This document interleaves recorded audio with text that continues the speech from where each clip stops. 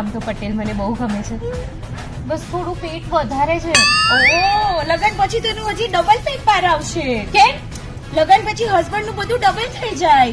ખર્ચા double, tension double, જવાબદારી double, ચશ્માના number double, માથાનો દુખાવો ડબલ અને થોડા વખત પછી હસબન્ડ નું પેટ પણ ડબલ. પણ તું ચિંતા નહીં કર, જેનું મોટું હોય પેટ એને જ કહેવાય મોટા શેઠ.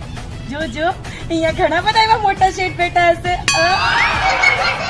આજના જમાનામાં પત્નીને 100% ખુશ રાખવી શક્ય જ નથી. અરે તમે પત્ની માટે બેંક લૂંટીને આવો ને તોય તમને સંભળાવે SBI બેંક નથી લૂંટવાની, RBI બેંક લૂંટવાની હતી. કેટલો સરસ જોક માર્યો ને. એને વાઈફ પર જોક માર્યો. એની વાઈફ તું જ છે.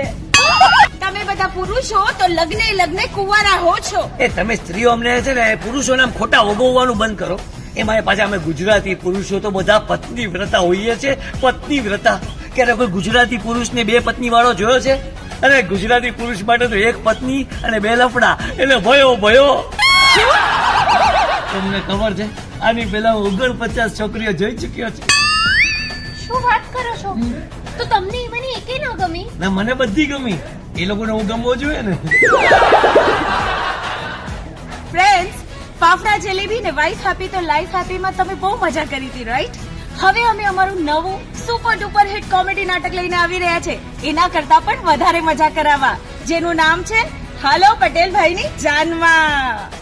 મને લાગે છે આ વખતે તો લગ્ન માટે મને કોઈ ડાઈ છોકરી મળી જ જશે.